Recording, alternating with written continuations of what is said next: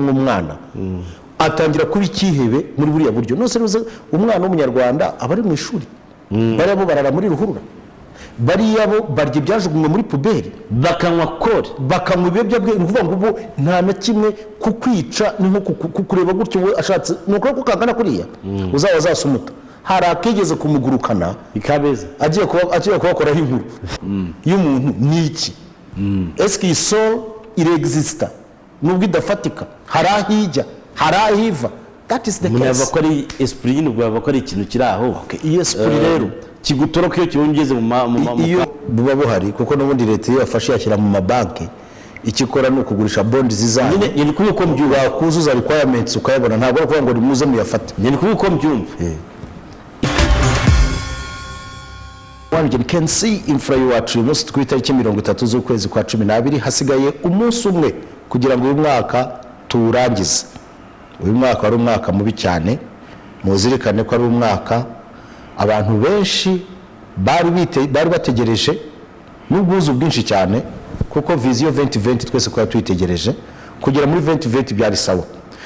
Turangiza tutangira wakiriwe n'ibishashe by'umuriro byinshi mu Rwanda hose, abantu barishimye, baranywa, bararya, ariko ntago bari bazi yuko hirya gato mu gihuru hari harimo intare ishonje yari itegereje kugira ngo duteze ibibazo. Ngo ndavuga corona. Twumvaga ibyako nari nk'amakuru atazatugeraho, bidateye mu kwezi kwa gatatu umwaka utangira kutwereka koko ko twari tuwutegereje nawo hari byinshi duhishiye. Ntekereze yuko uyu mwaka ni umwaka wabaye mubi. Ibyo nabisubiramo ku giti cyanjye ndavuga ko ari umwaka mubi, nawe ku giti cyawe wenda hari ibyo utekereza, ariko kiruta ibindi byose haguma amagana arashakwa. Turi bazima dushimira Imana, ariko twitege byinshi mu mwaka utaha w'ibihumbi 2021, ariko nanone tuzirikana yuko igikomeye kurusha ibindi byose ari ubuzima. Mutabaruka waramutse. Naramutse neza. Uwo mwaka wakubereye gute urebye muri resume gato, kuko tuvugaho gato? Uzibyaye nibita nisho nifrwa biraho bintu bidashyushye bitarakonje biraho ngaho ni ku mwaka wabaye nta kidasanzwe cyabaye muretse nyine ikibazo cya covid cyugarije isi nanjye ngo isi ndimo cyatuzengeje ku rwego twabonye isi kagira impinduka bimeze nkaho urushinge rwabyaga iburyo rwagiye ibumoso cyangwa rujya ibumoso ukagiye iburyo, cyatumye abari barateye imbere mu basubira hasi, cyatumye bari bafite umurongo w'ubuzima bawuvamo bakawuta bakagenda iruhande rw'inzira, cyatumye abari bafite akazi bagatakaza, gituma abigaga bahagarika amasomo, abasubiye kwiga bamwe biri kubacanga, hari abatarasubiyeyo barabateye inda, hari abantu bese byabaye ibintu byavurugwa ahantu hose kubera aka kantu katabonwa n'ijisho. Witegereje wowe amahirwe ashobora kuzaturuka, burya Imana iteza amafitera naho bavubira, amahirwe ashobora kuzatuma ava muri iki kibazo cya covid, ashobora gutuma isi hinduka mu buryo buri positif. Ubona ari ayahe? Njyewe uko mbibona ubu ndimo ndakubaza, hari impinduka zizabaho bijyanye cyane cyane no kwiteganyiriza. Icyo ni cyo abantu bararyaga bakicura bavuga ati n'ejo nta kibazo nzabona bunyandi, byaje kugaragara ko ushaka kutabona n'ejo bundi ukwezi ugashimwa ugashira utarabona ndi, ariko ugomba kubaho.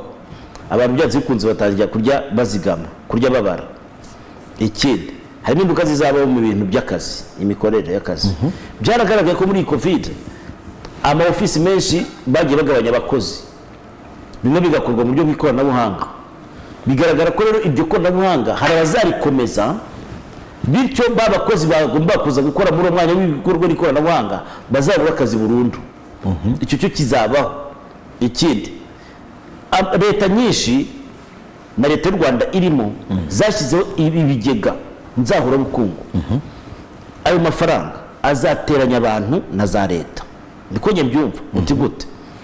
Azahabwa bamwe abandi batayabona kandi nabo bari bayakeneye, kuko umuntu ni umuntu. Hari igihe yazahabwa bifite cyane, abandi bari bifite bya gake barimo kuzigeraho ntibaboneho, induru zikazavuga hagati y'abaturage. Ibyo byo bigenda ku buryo buba buhari, kuko n'ubundi leta iyo yafashe yashyira mu mabanki ikikora ni ukugurisha bondi zizanye. Nyine kuko mbyumva kuzuza requirements ukayabona, ntabwo ari ukuvuga ngo nimuze muyafate. Nyine kuko mbyumva.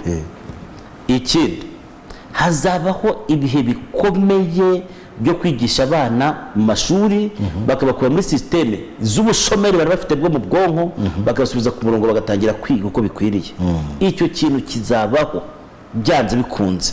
Ikindi, iyi covid turayibona ituzengereje gutya, akanyago bavuga kavuye Wuhan, nabonye nawe Messi abashakashatsi baba bagiye kujyayo bakajya kureba neza impamvu ya kariya kantu. Nitutitonda kazaba kagihari kari kutuvuna, abantu bavuga ngo inkingo zarabonetse, ariko hashobora kuzazayo n'ibindi byorezo bikaze kandi bikazengereza abantu. Okay. Icyo ntekereza cyangwa ntekereza yuko leta cyane cyane iza Afurika iyi inyungu za covid mbonyemo ni ukubona yuko bagomba gushyira imbaraga mu buvuzi bukagera ku rwego rushimishije, ku rwego nta muntu n'umwe ushobora gusohoka mu gihugu bajya kwivuriza hanze.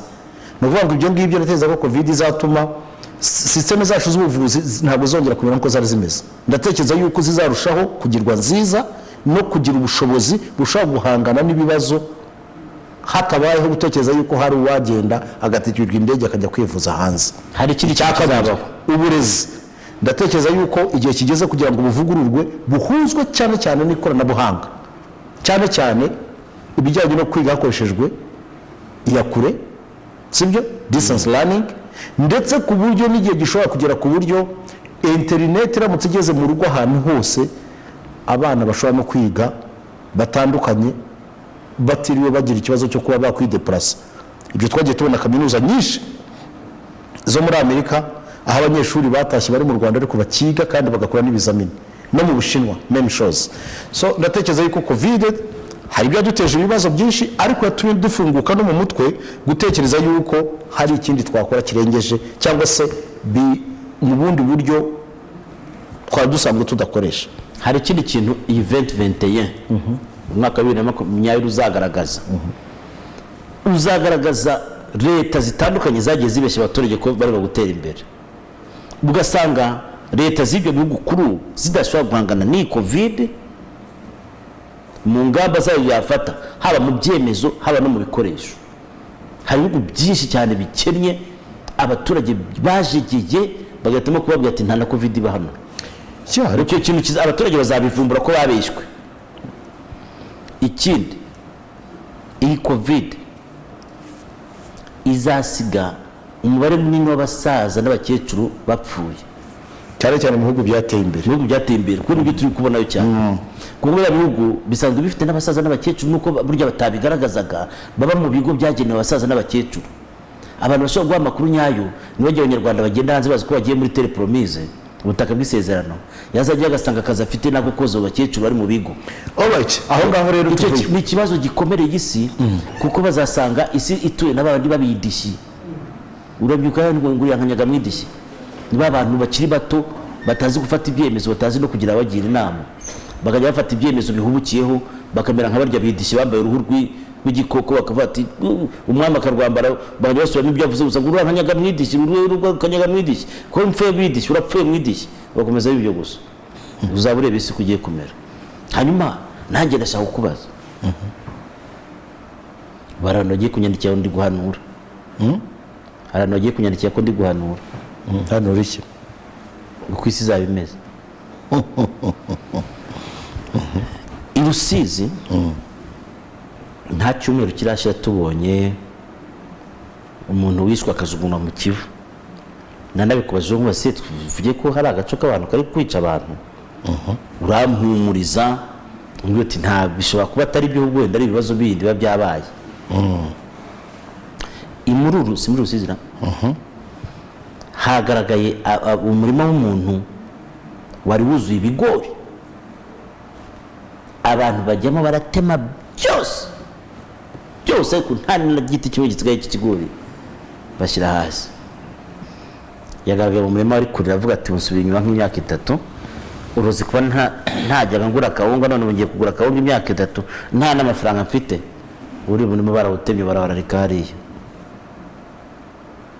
niko mugenzi wacu akiri kwerekana hazima, ariko ahandi batemye barararika. N'abaturage twabonye bavuga ati abantu baza bagakora ibi ngibi natwe badutema. Ariko nyumva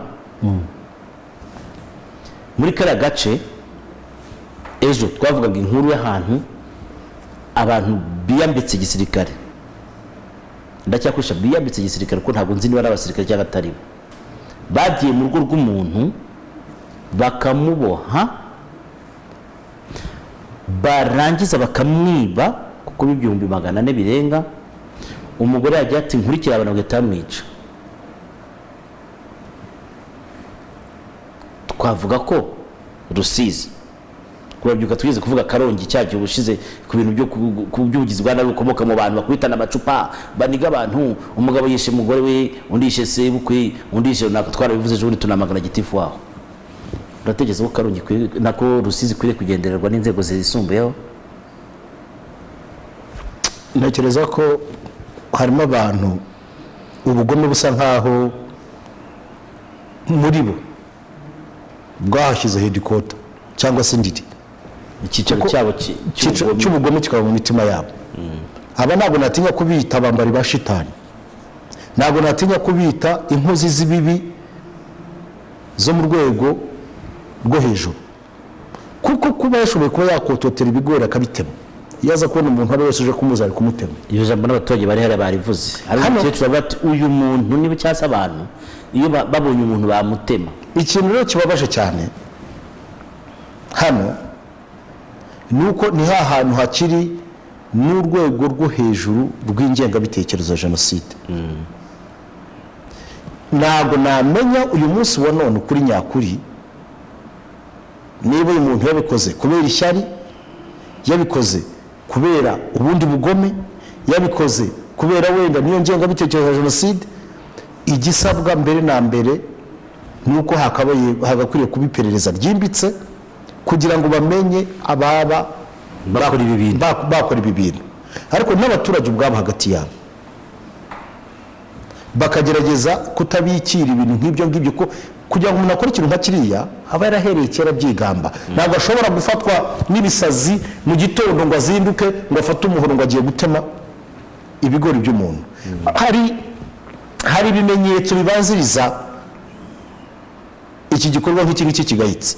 Ni ukuvuga ngo uwo muntu aba yaragerageje kenshi, yanywa akigamba, ahandi hose akigamba, abaturage bakaba bazi bene abo bantu bakaba bashobora kubatanga mu buyobozi kugira ngo ibintu nk'ibi ngibi bikumirwe mbere y'uko biba.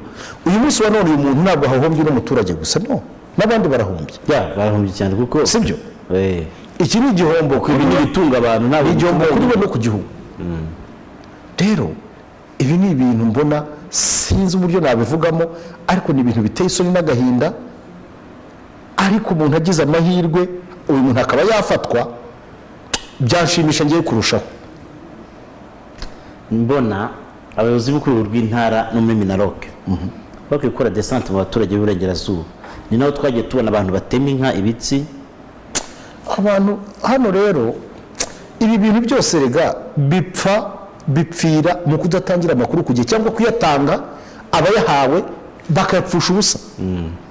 Hanyuma ukigwa ku by'amakuru, uyu muturage watemewe ibigori guke ko abantu bari kubibona, avuga ko yahuruje inzego zose zibanze kugeza ubu yakorwaga nta numwe bakahageze. Ariko numvise avuga ko gitifu yamugejejeho amakuru. Gitifu ariko umunyamakuru nawe yamuhamagara bakajya musubiza bikati burya ndakicaye mu nama. Ikibazo si umunyamakuru, ikibazo mfite nge reka wenda ikibazo cyanjye nkitandukanye kirenga umuturage kigiye ku rwego rw'umutekano. Ibi biri hano ba gitifu ntabwo bakwiriye kubifata nk'ibintu byoroheje. Hari ikintu bivuze. This is a security case. Ibi ngibi bakwiriye kubifata nko guhungabanya umutekano n'ituze ry'abaturage rusange. Ibi rero ntabwo hakabire koko aya magingo byakabaye biba ntajye umuntu n'umwe hagera, zaba inzego zose, zaba inzego z'umutekano, zaba inzego bwite za leta zindi, kuko kwifata bakabifata minenembwe gutya ntekereza ko bishobora guteza ingaruka zikomeye cyane. Ni naho ushaka kubona nyuma y'umunsi umwe cyangwa 2 cyangwa 3 cyangwa se ikindi gihe runaka uyu nyiri gutemerwa ibigori aho n'ikindi kibazo nacyo cy'ubuzima, kaya kubona nk'abagizi bana bamugiriye nabi birashoboka, cyangwa se nawe niba hari uwafiteho amakuru ugasanga nawe aramwihaniye. icyo numvise avuga yuko abamukora ibyo bitazagubwa neza, sinzi ariko namugira inama yo kudashaka kwihanira kuko niba uzabigenderamo yabihanirwa ahubwo kurushaho. icyo nzi cyo inzego z'ibanze nizimufashe, inzego z'umutekano mu bushobozi zifite bwo kugenza ibyaha n'ibindi n'izindi nzego barebe koko niba amakuru y'ibanze abaha hari icyo yabagezaho, banareba impamvu, ese impamvu byaba byakozwe ni iyihe. Igikomeye cyane kuri njyewe ni ukumenya uwo bikoze, wagasobanura impamvu nyamukuru yabimuteye ni iyihe, kuko umaze kumenya impamvu yabimuteye byanagufasha mu gufata ingamba zimbitse. njye niko mbyumva. kucyo uvuga rero ko hari abantu bitwaye bari bambaye imyenda, umuntu wari wese ashobora kwambara imyenda yose yayishaka. navuze ngo biyambitse imyenda gisirikare. abo ngabo rero bashobora kuba ari abagizi ba nabi bandi batandukanye, mu by'ukuri n'abagizi ba nabi. ibi rero birasaba yuko abaturage ba hano none bisubiramo, mutekereze neza, mutange amakuru, abayobozi b'inzego zibanza hariya, s'il plaît, mureke gukinisha amakuru ariyo yose muyaha agaciro. mwebwe mushobora kuyafata mukabikinisha ariko bigatera ikibazo, kuko ngenda byibuka kandi urugero rwa hafi. uribuka igihe haba ibibazo by'umutekano muri za Nyungwe n'ahandi, wemera yuko hari abagizi ba nabi bambutse bava muri Kongo bagaca muri biriya bice mu Kivu, bajya kujya mu ishyamba, inzego z'ibanze zigahabwa amakuru, binavuga yuko hari abantu bamaze iyo minsi amakuru agatangwa, inzego z'ibanze zigaceceka. ibyo urabizi? ntabwo nigeze menya ko zacecetse, ariko ibyo numvise ko hari abagizi ba nabi bayatanze akerewe. ibyo nicyo cyari tumubwira. ni ukuvuga ngo abantu ba hano rero bagira ikibazo cyo gutesha agaciro amakuru bahabwa, kandi reka nkubwize ukuri, nta kintu na kimwe cyitwa amakuru wari ukwiye gusubiza inyuma. wari ukwiye kuyafata ukayashunga, cyane cyane amakuru nk'aya ngaya. amakuru yava mu baturage byanze bikunze aba hari, kuko akenshi iyo utanze amakuru ku gihe habaho gukumira. yes, byarabaye hari abantu tuzinshi bagiye bakumira iyicwa ry'abantu bashobora kwicwa n'inyeshyamba, inyeshyamba abagizi ba nabi bashingiye ku makuru.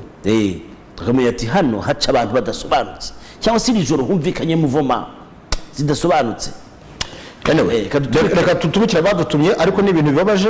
ariko nanone nkangurira abaturage cyane cyane inzego z'ibanze gukorera hamwe mu gukumira ibibazo nk'ibi ngibi, kuko ibi ngibi ubwabyo bishobora no kuzatera umwiryane mu baturage. ubu akavuga ati nanjye hari abo nzi kagiye kubitera, rimwe na rimwe ugasanga akoze n'amakosa kandi uwo yakoreye atari wanagize n'uruhare mu byamubayeho.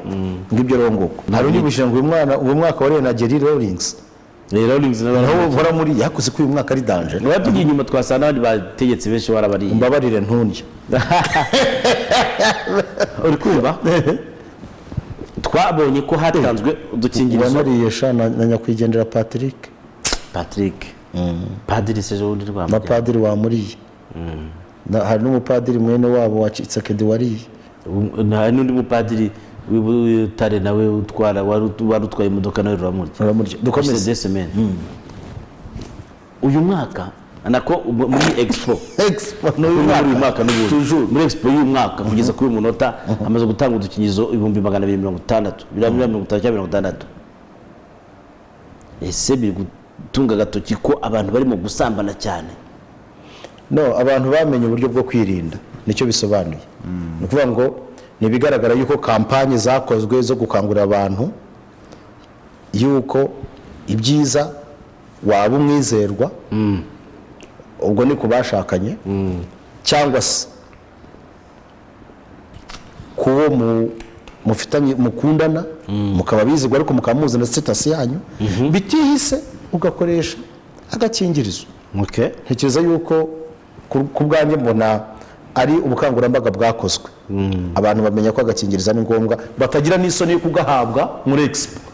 ubundi kera wabonaga umuntu agenda akavuga ati mumpe ako kantu, atako undi akavuga atako kantu yewe, yarangiza ati mumpe ako, cyangwa se agatuma nk'umuntu wundi kugira ngo agende amutumire uwundi, nukamuha akamuhasa nk'aho amuhaye ikizira. niba ariko niko bigenda. ubu rero muri expo niho ku mugaragaro bose babireba bakagura, bazi agaciro k'ubuzima bwabo. That's what I can say. bano kumenya agaciro k'ubuzima. Absolutely yes. cyangwa n'ubusambanyi bwiyongera. ubusambanyi bwo ntibwigeze bunarekera, kuko iyo ni necessity.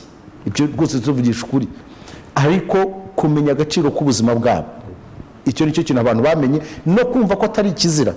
Niba uzi ko uri bujyeyo, kuki watinya kwirinda? Sibyo?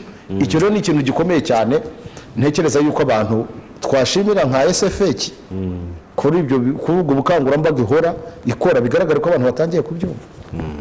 Okay, aho twavuyeyo ejo ikavuga hakwiriye inkuru yatanzwe ku mbuga nkoranyambaga. Imbuga nkoranyambaga zikwirakwiza inkuru, WhatsApp nubwo bagiye kwizonga ariko yaragakoze pe. Ejo yiri bitangaza amakuru ati ibisambo byitwa abamarine byibye umuntu bicikira muri ruhuru rihari cyase muri rigori.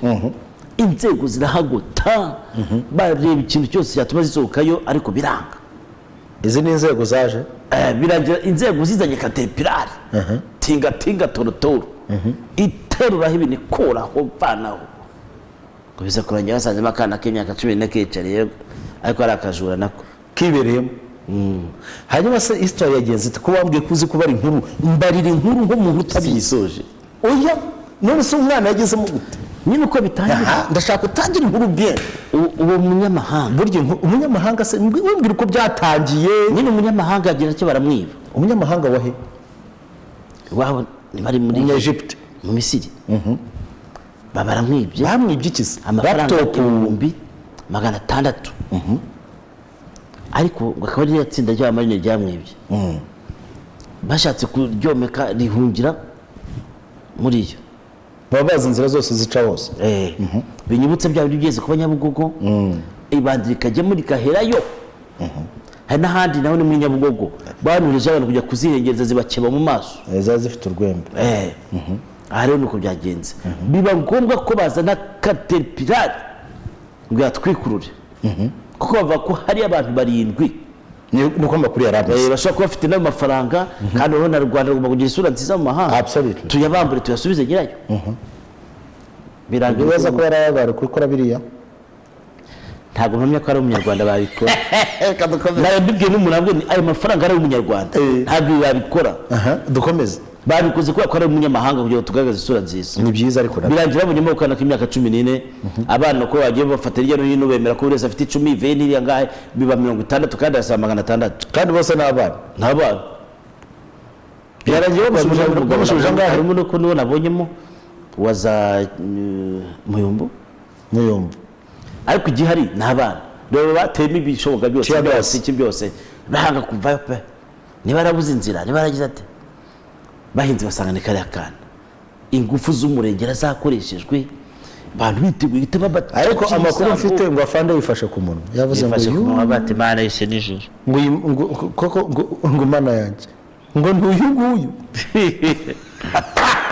ariko mukabyara none ariko amakuru mfite bishobora kuba aya mafaranga aba bana hari ukuntu bayahaye abandi bantu bakayagurukana bagomba kuba ari itsinda rinini itsinda rigari none igitangaje ni ukuntu bavuze ngo nabo bayatswe n'abandi bantu bavuze ngo bagiye bamurwa n'abantu hirya no hino abantu bagatekereza ko badashaka ko abantu babirutseho ya mitwe y'abajura agenda bata amafaranga bakayatanga bakayitorera ntako buri bwo bamufashe n'abari abagenzi be kuri kuzajya hagaragara ariko ngiye uko mbyumvira mu igikuru cyose bakize kiri bugase ubusaba abana ntibabajyana Nyagatare nibarajya Nyagatare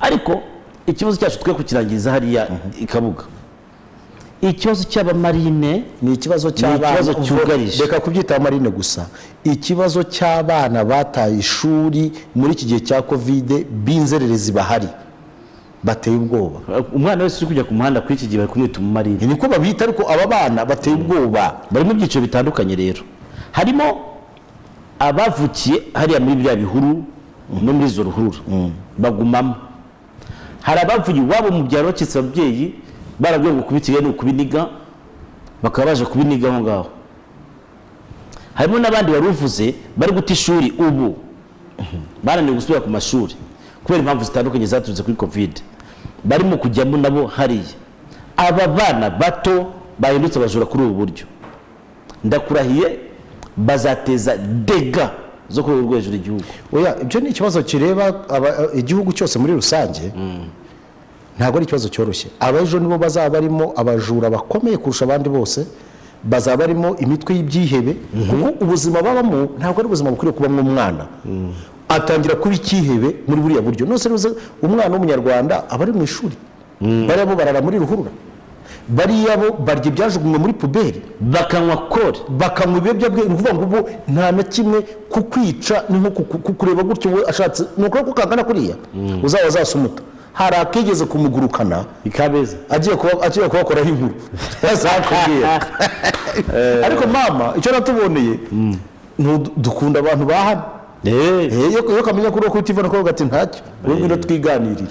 abandi bajya kubasheta ngo baze babafate, ntabwo akaba ko abandi bari basheta. Ariko uko biri kose inshuro nyinshi tujya tugana bariya abana usanga bizasaba imbaraga zikomeye leta pe, kuko akenshi nabo iyo bavugisha uti se n'icyatumye uzangaha abati nibazo byo mu muryango, wenda mama yarapfuye, papa za undi mugore yaranzengereza ndagenda, cyangwa se mama nawe niwe twasigaranye. Hari uno twaganira arambwira ati reka nkubwire, yarambwiye ngo reka nkubwire mana, ngo ntureba ko nkubona uri umupapa ufite igitambi, ngo nubwo wambwira ngo njyane iwawe ko ntago nazi ese kubera iki, ngo mana ngo abisi n'ababaya, ati bajyanye abantu bakenerayo, ati urumva atabisi n'ababaya, ati mama wanjye yateye papa wanjye icyuma ndeba.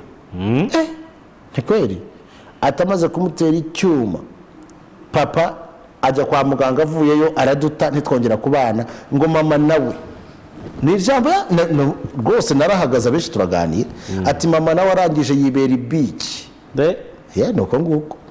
Ati ubu rero njyewe ibyo ngibyo nasanze ntazabivamo, ati ndaza ati nkajya mu ngange na bagenzi banjye twakubona uri umurezi ati tukagutobora. Icyokoze uko byagenze nabajyanye ko ahantu hari akantu k'akarimantasiyo, mbagurira amapaki abiri y'imigati n'agakarito k'ubuji bwa mango. batugurije hepfo aho barambwira ngo barashonje, nta mafaranga ndi bubahe, nimuze mbajyane. Mbajyana rwose hariya hafi yo kwa Mirimo, urabasengerera, mbagurira amapaki abiri y'imigati, sibyo ndangije mbagurira agakarito ka ji ya mango. Baragenda barabwira bati sabo cyane, ndikomereza. Ariko mushingiye ku byo umwana yambwiye, nsanga rimwe na rimwe n'imyitwarire y'ababyeyi ishobora gutuma aba bana bamwe na bamwe bahinduka bakajya ku mihanda. Rero igituma aba bana bajya ku mihanda cyo ntekereza yuko igisubizo kiri mu muryango nyarwanda uburyo witwaye. Hari abafite ibibazo ko kubona bisanze hariya n'ababyawe babyarwa n'abandi bagenzi babo ku muhanda babasiga hariya. Nibyo navuga ko harimo n'icyiciro cy'abavukira aho ngaho. Ariko umuntu uzabona witwa Gasamunyiga, ni Gasamunyiga cyangwa Gasabwoya, azambwira hari kuko yakunda kuba ari hariya Makorine. Rwose Gasabwoya, niba umuntu wese wumva azi Gasabwoya ambara azashakire Gasabwoya ndamushaka, numva uko asigaye angana, ko Gasabwoya nawe yarananiye kandi yari inshuti yanjye. Ariko twizere ko bamwe muri aba bana bari muri 500 bizasubira mu mashuri. Abangaba nubwo babafata ukabasubiza mu ishuri ntabwo barijyamo, bakeneye rehabilitation irengeje uko umuntu yabitekereza. Bashyira mu bigo se birashoboka ko babashyira mu bigo ngororamuco, ariko buhoro buhoro bakagenda babasubiza ku murongo. Hari umugabo waratangiye kujya bajyana mu kigo kimwe i Rubavu, ashobora kuba yacitse intege. Ntabwo byoroshye aba bana, sinzi, ni ikibazo gikomereye sosiyete, ariko kidakemuwe cyazafata ingaruka bizateza. Nk'ibyo mbona muri Colombia, aba bazagira ngo bakore gangs, bazajya bacuruza ibiyobyabwenge ku mugaragaro, bashake n'intwaro baturase. Ibyo uyu munsi turabivuga mukagira ngo ni blague, ariko bidakozwe none ngo hashaka igisubizo kirambye. Ndakubwiza ukuri, hari zone wazaba udacamo. Ubuse nkubaza n'ubu ngubu bwabo bateje security threat. Ubuse urambwira ko ushobora kwibeshya ngo uce hariya za Nyabugogo saa yine mu gitondo se ngo bagushikuza bakijya rya mu rufunzo, ibeshye se ugiye urebye bagukora bavuga se iki. Ariko gereka mbabwire mwabana, uzanyiba azaba afite ikibazo, ntimuzanyibe bazakwiba. Harya nabyo ugeze bakwiba barabinkoze babinkoreye indera ariko bafungura imodoka bagatwara ibirimo barekubise bamenekiraho bamena ka kantu kitwa ngo ni agasambusa batwara ibirimo abana baratwaye ariko birababaza. hari n'umupadiri inshuti yanjye hano hakurya nawe Nyabugogo ejo bamucape telefone yari yanditse mu modoka gutya bayikuramo aramupepera. dutumikira badutumye tugaruke mu kanya tujya tureba ibitekerezo by'abantu ariko aka kantu k'abamarine ko biragaragara ko ari ikibazo ariko biratangaje pe kuko kuzana ibikoresho bingana kuriya basohotse n'imizi n'imiganda bagasanga akabebe niko kiyicariye biriya bintu buri muntu wese yifasha kuhitamo. afande wari uhari ngo yaravuze ngo wenda wari wanditse wese ku mbuga avuga ati buzuyemo hariya ubwo nawe baragize ikibazo cy'ukuntu ari buvuguruze ko habonetsemo akana bari kugakora iki no kugafatura ntibyemewe buragashaka iki. alright reka turebe ibindi bitekerezo by'abantu barimo gutanga ariko buriya information zo hasi ko ziba zikenewe ku bantu nabonye bazisizeho. ibitekerezo by'abantu abantu bakugenda batubwira byinshi. okay hano hari abanyibutsa abantu benshi kuki mu mpumuro bapfuye benshi nanjye nibo bavuna ingoma uyu mwaka wari abantu benshi pe hari na mushuti wa Kobe Bryant yaragiye banakumbwira ba DJ Mira Kizito hari umuvandimwe wanjye nanone wariye witwa Damien Uramuzi. Damien yes umusaza witwa Damien wari ufite wigeze kugura hoteli yahoze yitwa kwa Mutsindashyaka.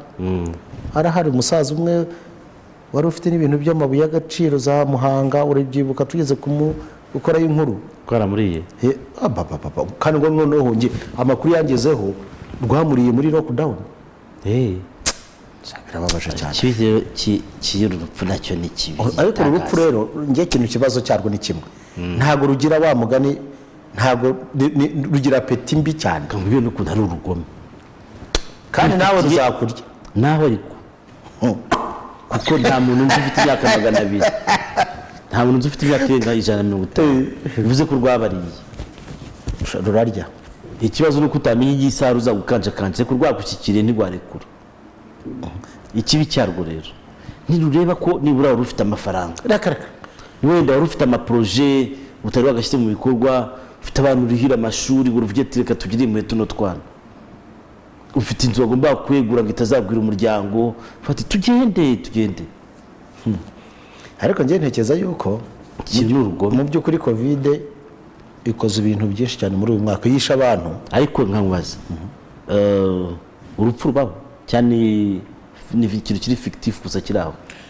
abashakashatsi barimo bashaka uburyo bashaka icyo bakora cyane cyane mu turemangingo tw'umuntu kugira ngo adasaza ariko tanarwara agumeho ariko ngiye ntekereza ko byaba bibi.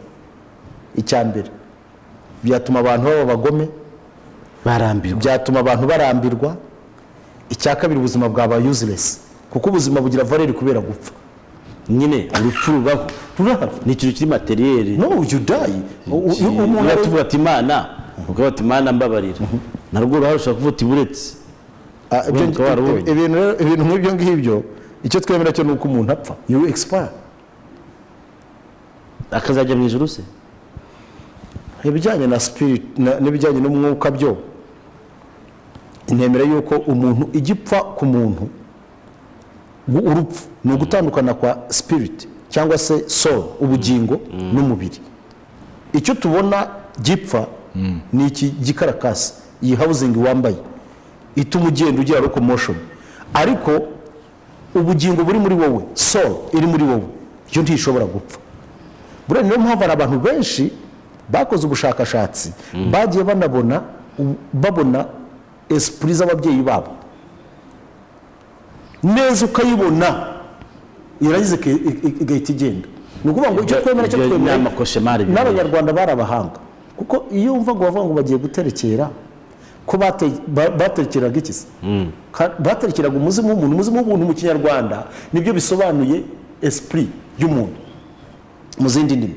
rero ntekereza yuko none bigera ahantu by'amadini bije batubwira yuko iyo umuntu atangiye kuvugana ngo n'abazimu ngo n'ibiki ngo aba yabaye ariko warangiza ukajya usenga umutagatifu kugira ngo agufashe kandi nawe yarapfuye ni umuzimu we uba uri mu guhamagara. so ni ukuvuga ngo ibi bintu byajemo influence bitewe n'imbaraga abantu bari bafite no kutudomina kugira ngo batwumvishe ko ibyo twaba turimo ari amafuta, ariko ntaho bitandukaniye.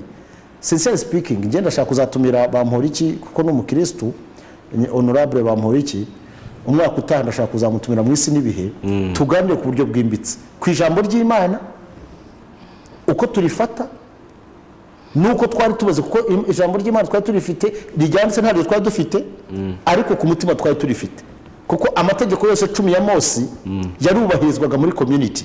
Ariko icyo gihe bimeze gute, nicyo tugomba kujya gusobanurira abantu. Icyo rero uyu munsi wa none nemeranya yuko ubugingo bw'umuntu budapfa.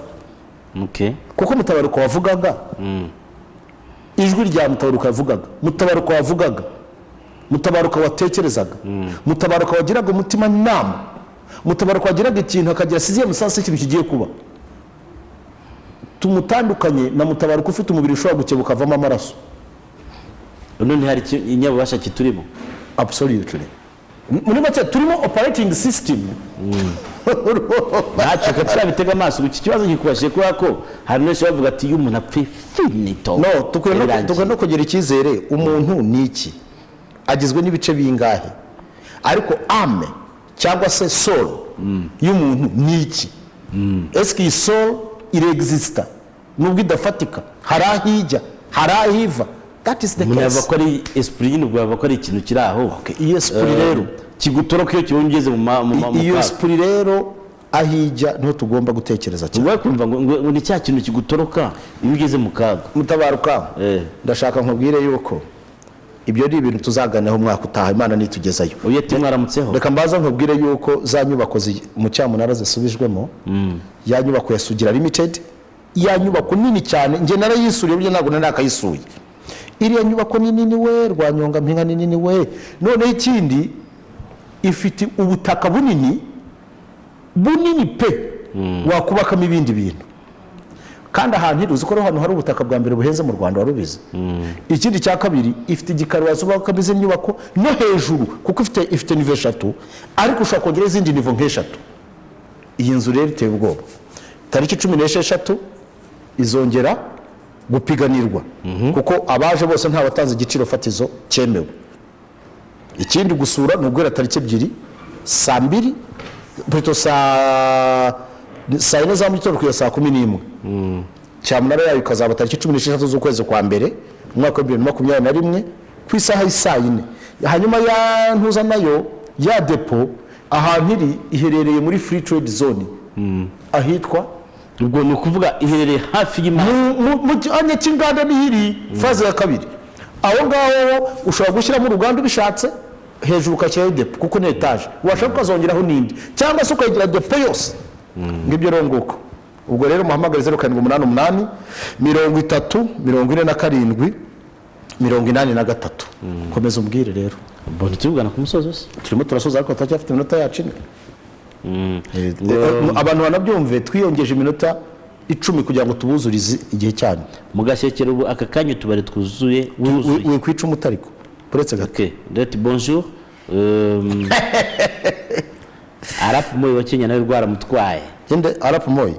Niko kuvuga avuze na Kenny Rogers. Kenny Rogers yarapfuye? Niko avuze. Na rwaramuriye? Hagera rwaramuriye. Kenny Rogers no muri kubivuga. Ngo mukanye mwavuze bame batagera mu baturage, kuva namenya ubwenge sindabona meya wa Gicumbi agera mu murenge wa Muko. Hano rumwe ngo mubapfa Mutabaruka mukuremo. Ndi ariko ndi umuntu. Nyinde utazapfa se? Ndi umunza. Nawe utwandikiye uzapfa. Nuko ntazi isaha ahubwo n'igihe ariko. Ikibazo ariko umuntu agiye amenya igihe n'isaha yaba mubi. Yavateka mbaritaguye. Ashobora kurya ibyo atunze byose agasiga abandi bahangayitse.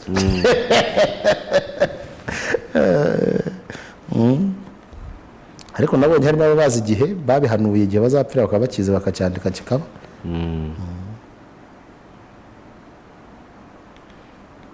Okay. Undati ibyo mwavuze kubuje mu Canada ngo ibyo kumenya abayobozi twebwe na gitifu akagari kakagugu ntabwo tumuzi, urumva ntituranamubona kuva bahindura abayobozi muri Kigali. Murakoze ni Joel Ikagugu mu mudugudu wa Kadobogo. Mudugudu wa Kadobogo.